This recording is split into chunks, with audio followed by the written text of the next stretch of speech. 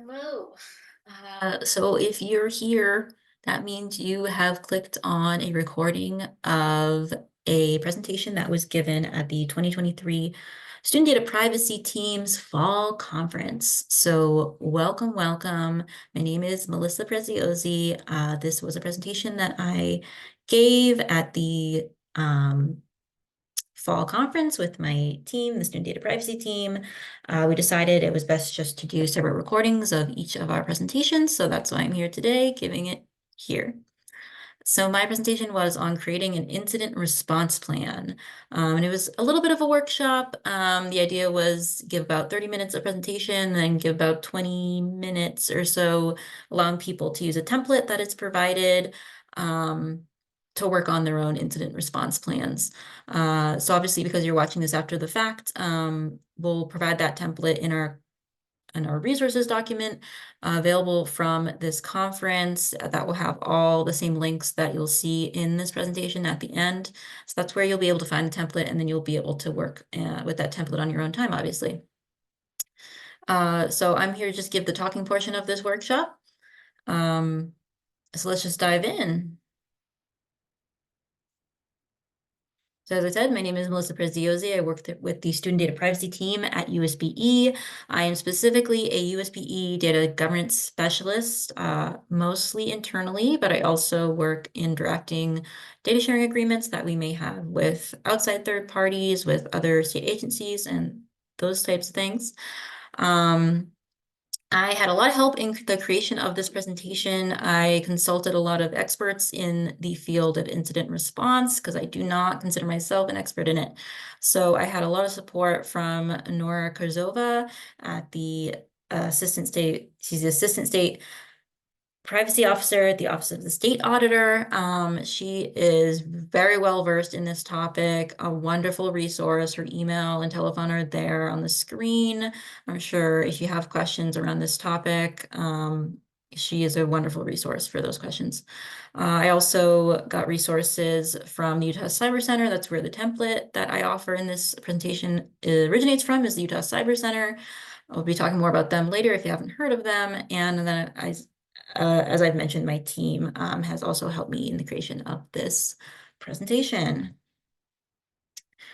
So I'll be going over a couple different things to provide a good foundation of knowledge. If you've never created an incident response plan or you're taking a look at an old one, I'm just going to give you some knowledge that can help you begin to think about what you want included in that response plan, what things you want to be looking for if you're working with an older one. So we'll be starting with just some definitions around the types of data occurrences. That's good to just understand that before you get going. We'll also be talking about the components of an incident response plan. It's kind of the meat of the presentation. What are we looking for in this plan? And then it doesn't really apply here, but you just have the chance to use the template as you wish, and supporting you of your incident response plan creations. So defining the 4 categories of data occurrences. So there are different levels of severity when it comes to incidents, and how we categorize them. So before something becomes an incident, it could just be an event. So an event is any observable occurrence in a system or network. So something has happened, but there's not really any result from it. So an example, someone receives a phish email, but they don't click on it and they basically don't fall for the phish. So an event occurred, a phish email was sent out, to a teacher, to a staff member, whoever that may be, but they didn't click it, and maybe just went to their junk. Maybe it was caught by a filter. That's just an event. If we have an event escalate to an incident, an incident is going to violate an organization's security policy and procedures, and it compromises the integrity, confidentiality, or availability of an information asset. So those 3 words, integrity, confidentiality, or availability are by definition things that have to be compromised if we're talking about a security or privacy event. So this is going to be kind of classic things you might think of. A teacher emails student PII to the wrong parent. That happens, whether it was intentional or by mistake. If some kind of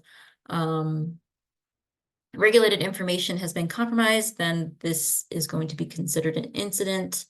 There are certain people who kind of separate a security and a privacy incident. You can check out the link on this slideshow. Hopefully this slideshow itself and the slides from it are available via our resources document as well. So if you click on that source IAPP website, that goes through the different definitions that I'm actually going through right now. So if you want to learn more about the difference between security and privacy incidents, you can find that there. But for all intents and purposes, an incident is when PII has been compromised. So if something escalates further into a data breach, that is defined by each particular state's law. So obviously we're going to be talking about Utah today. So that article I just mentioned, that's all that article says. It's really dependent on each state's law and how they define a breach. I can tell you in Utah, the Student Data Protection Act defines a data breach as an unauthorized release of or unauthorized access to personally identifiable student data that is maintained by an education entity. So obviously I'm focusing on education data in this case. So that's the definition from the Student Data Protection Act. We also have definitions around what a significant data breach is. We'll be looking at some rules around what that means as well. And it comes into play when we're talking about reporting requirements. So I'll get to that in a little bit.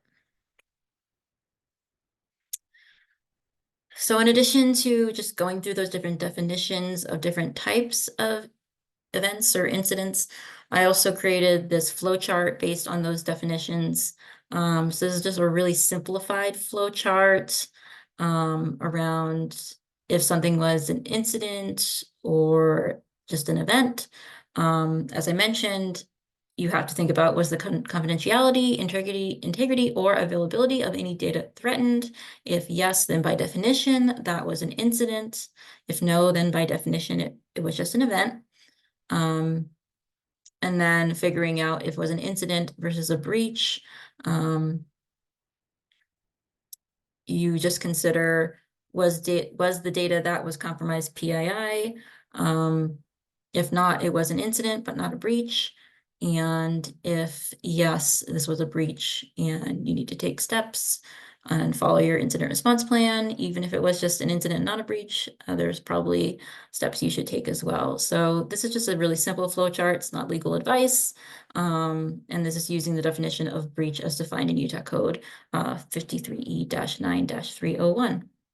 You can find a link to that down there. So I just gave all these definitions and a little handy flow chart. But as I'm going through these, I do want to just send out this reminder that Nora wanted to make sure that I gave everybody. You want to make sure the right people are declaring or determining if an event is a breach or an incident. You want the right people making these types of determinations. That may be your legal team, that may be your IT team.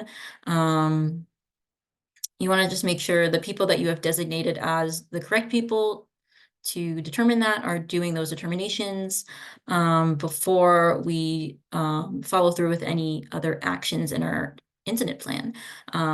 So I thought it was a little funny meme here. You don't want to be like Michael Scott, just declaring bankruptcy to the whole office.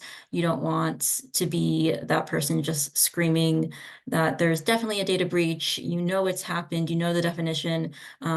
It's really powerful to know the definitions and have this background and understanding, but we still want the experts to confirm that for us. Also, another little aside here, just some data a little pie chart here, just showing the different types of incidents, and specifically in the K-12 space. I just thought this was really interesting and informational, and supports the fact that an incident might not look like what you think it will. There's all different types of incidents. So just being aware of that, and that year in review 2022 annual report is also really interesting thing to look through as well. So getting into specifically what we want in an incident response plan, what does a good incident response plan include? We have a really quick list of just everything, and then I'll kind of go through the before, the during, and the after one at a time. So before an incident, we're establishing a team, we're establishing criteria for identifying a breach. During an incident, we're identifying if an incident actually occurred and assessing the scope of the incident. Once we determine that, we can contain and mitigate it. Investigation and analysis, notification and communication.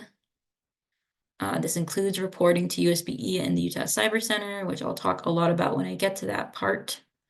And after an incident, we're doing recovery and remediation, and post-incident review and lessons learned. So like I said, I'm going to go one at a time, the before, the during, and the after. So before an incident, really what you do to prepare an incident can make or break how it is handled when it's happening. You want to obviously have a plan. That's why we're here today. So having a plan and being able to act on it is a really powerful thing. So another thing we'll want to do as we're making our plan is establish a solid response team. So we'll want to include our incident response coordinator or a manager. So it can be hard to determine who a good person for this would be. Sometimes it might be an IT director, some other higher level staff member on your team. It really depends on the LEA. You know your LEA and your environment best. So just somebody who can keep cool, calm, and collected, and maybe more importantly, has those contacts. They are a person who has all the contacts they need. They have relationships with these other folks I'm going to be talking about next. So technical support, your legal contact or your legal team, your communications or public relations representative. That comes into play. I know that's a really stressful part of all this when these things happen. Your privacy officer or your data manager as well. And that would be your team. Obviously, you can add or remove as necessary. These are all just tools for you to help and support you in making of your plan. It's going to be a very personal thing for each LEA and for each school. So if we have our team ready to go, we can also establish criteria for identifying a breach. Obviously, you're going to need to look and use the definitions that we find in our state law and in federal law to inform those criteria, but you may have a more strict criteria that you feel like you want to use in your LEA particularly, and that's fine. You've got to understand where your criteria lie. So once again, it's a very personal thing. But those are things that will be really, really helpful if a breach or an incident happened. We can just have those at the ready, and it helps everybody be on the same page. So before an incident, we're going to be going into an incident. So during an incident, we're going to need to identify and assess if an incident has happened or not, and the scope of it. So we want to confirm that an incident happened, assess the severity and impact, gather information. So immediately, even if you're not sure if it's even an incident yet, even if it might just have been an event, You can start collecting data right away, making sure you know the time and the date of when new information has popped up. I've seen one recommendation that you could have a logbook for this information, so you always know anytime this happens, when it happened. My only recommendation with that is making sure you know who has access to that logbook and keeping it within only the group that you want to have access. Once we have confirmed an incident has happened, we know the impact, we can think about how we're going to contain and mitigate it, hopefully as soon as possible, if we have identified it as an incident or breach. Oftentimes, IT staff are going to be the ones to help contain and mitigate a data breach or incident. But you'll also need to really work as a team. You want that team that you identify to really be able to work as a team. Collaborate with the data privacy officer to ensure containment measures comply with privacy requirements. And then, I mean, you're kind of doing this throughout the whole process, but investigation and analysis, technical analysis, checking appropriate logs for unauthorized access, performing a vulnerability scan, are just some examples, especially for a cyber-based attack. Things you could do, though I do want to stress that not all attacks are cyber and not all loss of data is strictly cyber. If somebody steals a laptop sitting in an unlocked car, they have stolen information, but they didn't necessarily gain access to it via cyber means. Notification and communication, this is a really tough one. So I just want to stress that myself and my team at the Student Data Privacy Department at USBE are really here to support you. If you have questions around notification and communication, obviously if you have communications teams at your LEA, they're great resources too, but we're here at the state to support you.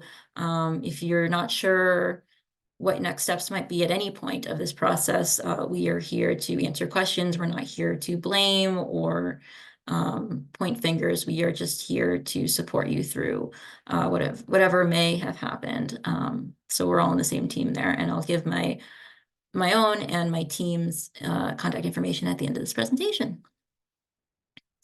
Notifying relevant parties, could be the school community, could be USBE. We're going to be getting into that in a second.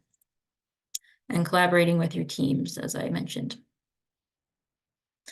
So here is the part where I talk about reporting requirements, specifically reporting significant data breaches to USBE and the Utah Cyber Center. So if you look at R277-487, that is where we have our definition of a significant data breach. So I have that out here. So you would only need to report if you believe there's been a significant data breach or required to report. You can report at any point. But you're only required to if it's a significant data breach. You can see the definition. It leaves some room for interpretation. Point B, we have a large number of student records. We leave that up to the LEA to decide what that large number is. And here, just also noting, we're only talking about student records, student education records. So if you do feel like a significant data breach has occurred, you're required to report to us within 10 business days of the initial discovery.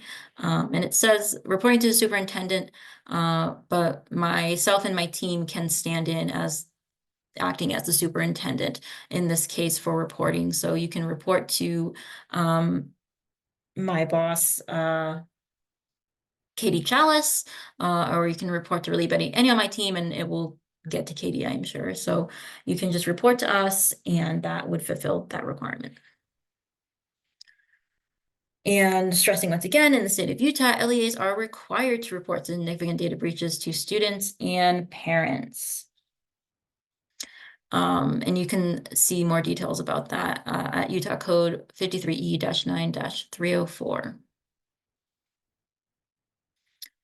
Reporting breaches to the Utah Cyber Center. So the Utah Cyber Center is a relatively new entity within the state of Utah. It was basically created with the passing of Senate Bill 127, which I have linked at the top here. So that will take you through all the details about the Utah Cyber Center. But what I'm focusing on here is their requirements to report a breach. So a little different than what we just saw. It's not just limited to student education records. It's widened to Utah residents. So revealing the misuse of personal information relating to 500 or more Utah residents, also noting that they have specified the number now, number's 500, and just Utah residents. So that could be teachers, parents of kids. It could be anybody, essentially, a Utah resident.